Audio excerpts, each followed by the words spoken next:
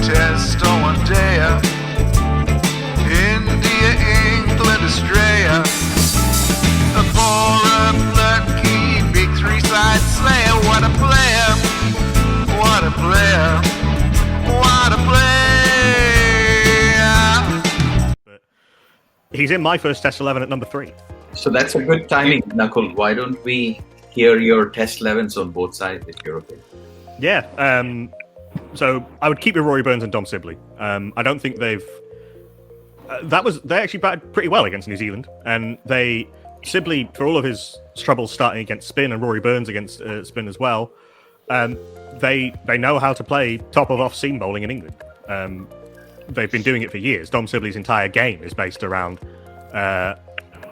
defending and leaving against top of off seam bowling. It's not his fault the middle order weren't up to it against New Zealand. He did his job, and Rory Burns is the best opener in England at the moment in first class cricket and has been for a number of years. I've got Haseeb Hameed at 3. I think that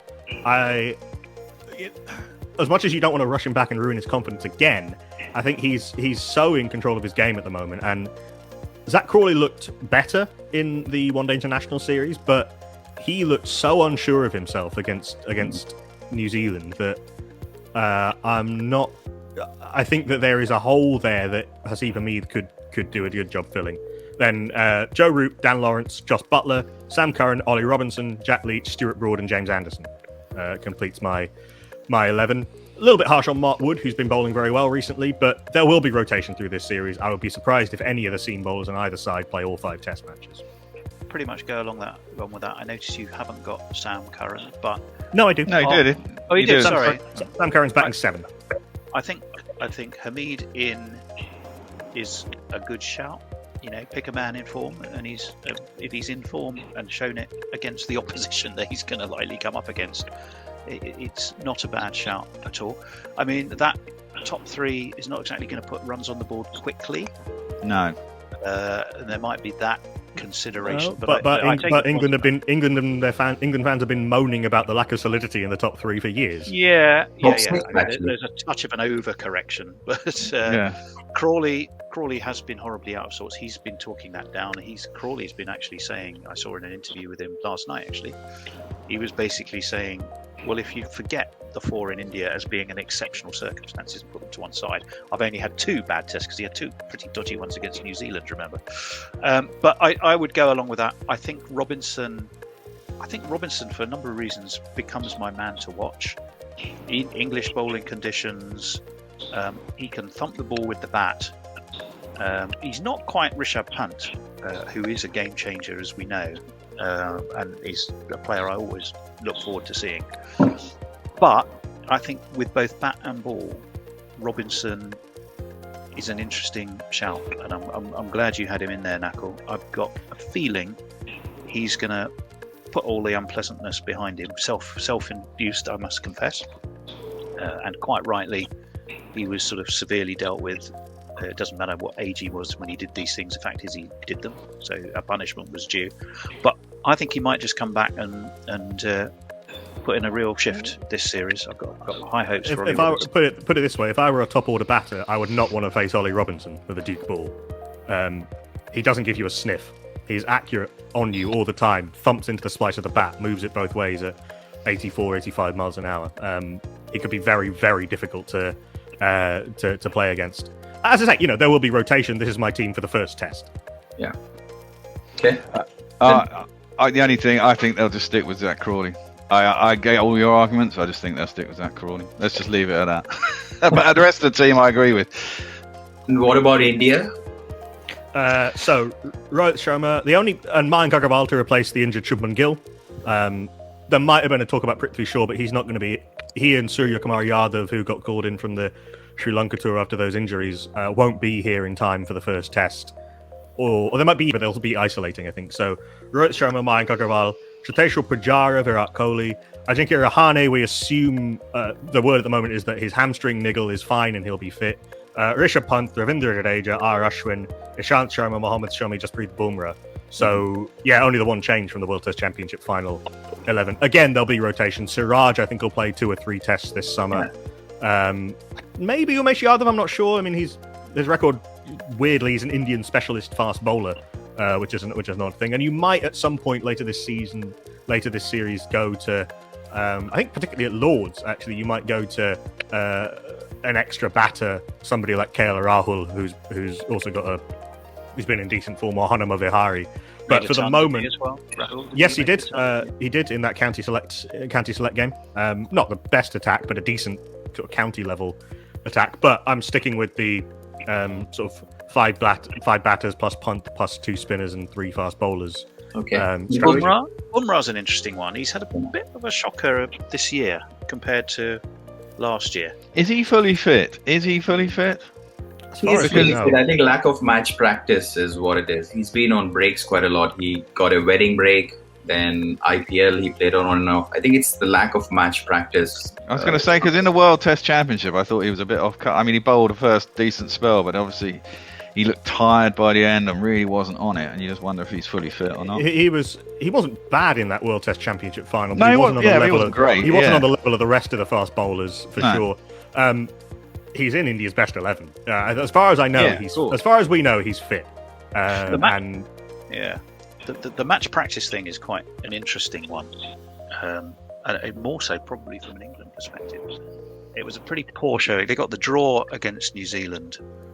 You can have your different at Lords. You can see that different ways. It's either stoic resistance and grinding out the draw at all costs, or not taking up a challenge. They got pretty tonked at Edgbaston. Then after that, it's been all T20s, ODIs, and then the 100. So they haven't really played some competitive cricket. So despite everything we've been saying, no one would fall over in complete surprise if England were 50 for 4 or 5. No, well, this is England because of that. I mean, you can flip that argument the other way as well with India's. I mean, India's top order has better reputations by no, and would fully expect Kohli to score a lot of runs this series, and I think Rohit Sharma will score some runs at some point in this series. But if Root was to ping a hamstring, I would seriously I'd be in panic mode. Yeah. Oh, you're 100% correct on to be that. That would mean, I mean, literally from the point of view of putting out an 11, you're either putting in Crawley or a half-fit Ollie Pope or Johnny Bairstow, who. What's wrong with Ollie Pope? I hadn't heard he was injured. He's got a long-standing hamstring injury. Okay. I think he'll be, as far as we know, he'll be fit for the second test. But I wouldn't be terribly surprised if there were a lot of batting collapses on either side, even just given the quality of the bowling on both sides. Yeah. Oh, I would say that's true. Well, this is where it comes back to. I think India's tail is. I think you need as I said, I think you need the extra seam bowler. But India's tail is really. I mean, they're the second worst from 8 to 11 in the world or something. And if you go 9 to 11, they're the worst in the world at scoring runs. So I mean, you get through the top 6. You get through the top 6 of India, and suddenly it's party time. Really, if you're a bowler, that's what you're thinking anyway. Yeah, it'll be interesting series. So Vishak and Santosh, quick reaction between Jadeja and Ashwin. I don't know if both will play, but do you think they will? If not, who will replace one of them on Nakul's line? I think both should play because mainly, as Bear mentioned, our tail is little fragile. So having both of them, that is the reason I think even the World Test Championship, they played both of them so that we can extend our batting to number 8. And mind you, Ashwin has got 4 hundreds. And Jadeja also has got a couple of hundreds, and he's got 3 triple centuries in domestic cricket. So both are decent bats. So at least in that way, we can extend our batting till 8. And number 9, 10, 11 are literally, they don't bat that much. So Ishant Sharma can stay around. Batting Ishant Sharma can stay around a little bit. But we can't expect much of runs. So I think this will be the level. Shami used to be able to slog and did a little bit in the World Test Championship final, but he can't even really do that anymore. India's only fast bowler in the squad who can actually bat is Shardul Thakur, and he is not as good as the rest of the fast bowlers in the squad at bowling. So you're compromising a strength to hide a weakness if you play. So are you saying that Patel is really got no chance of playing? Axar, yeah. Do you just keep him to walk past England players in the pavilion just to scare them, and don't actually put him on the pitch? That's his best. Barring injury, I can't see it. I don't know. Yeah. If regardless of the pitch, and of course, I completely understand it. It was a completely different environment, different pitch, different everything. If you've got a bowler that has completely destroyed a team, Yeah, do you just give him a run just because But he he just- has that psychological advantage? Oh yeah, but he destroyed the team because he could bowl flat darts in at middle and leg and it turned, or he could bowl them at middle and they went straight on. He was the one bowler who could consistently get the ball to not turn when it was turning square. Well, exactly, but then when they did turn, obviously they were still beating the outside edge, and that's the thing. If you're on a turning pitch, the ball that doesn't turn is dangerous. But in England, in the first innings, it's likely not to turn at all. In which case, you just set up for the non-turning ball. And if it does turn by some miracle, he might get a wicket. But he's no way going to be. He's never going to get anything like his return he got in India. England, no. So. He won't. But it was just such a tremendous performance. Him and Ashwin together was a terrifying prospect. Yeah, I mean, I suppose we don't. The imponderable is what Jadeja would have done in those circumstances. Yeah. Well, true. Yeah. Akshar Patel, I don't think would let if there were an injury and Akshar had to play, he's not as good with the bat as either Ashwin or Jadeja, but he can bat as a lower order batter, and he would be useful to hold up an end. And if the ball does start turning, he would be useful. But I don't think he's as good with the ball or the bat as either Ashwin or Jadeja. Last question before we go into predictions of the series. Akshar Patel, yes, not in the 11, but in the 11 which Nakul has put, anybody from India team you would be wary about, wildcards who might pull up a fantastic performance? Pant every time for me.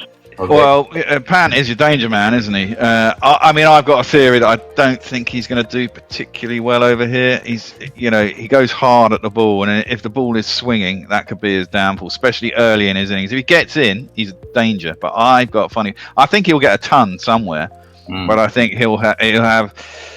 He won't do much out. I don't think he's going to do much in the series. I mean, everyone will be hanging their hopes on him, I think, in India. But so who's your player that's not Pant? Made his debut at Trent Bridge. Yeah. Well, obviously, Virat is the man to watch, isn't he? I mean, he has the potential to score hatfuls of run. Rahane usually does pretty well in England. He's very well set up for English conditions. Pujara is always a rock. You get him out, and you always think you're in a chance of, actually getting through India. But if he stays there for any length of time, and the only plus with Pujara is that he goes at such a slow rate that he could be out there for 120 balls and only have 30 on the board, in which case the scoreboard never moves on that much. So and then you get him out, you're back in the game. But if he gets a big score, then you're out of the game usually. I think it would be really fascinating to see, and it could go a long way to deciding this series, how India's opening pair do. India haven't had an opening pair do well in England for a long time. Maybe not since they last won a series here in 2007. But you got Rohit Sharma, who looks in supreme control of his game, batted pretty well in that World Test Championship final in difficult conditions. Mayank Agarwal, who has a huge amount of first-class runs behind him, and is a very good player of spin. Very good if you drop short and wide. If those two can get India off to decent starts, then India do a lot of work that they weren't able to do in the last two series.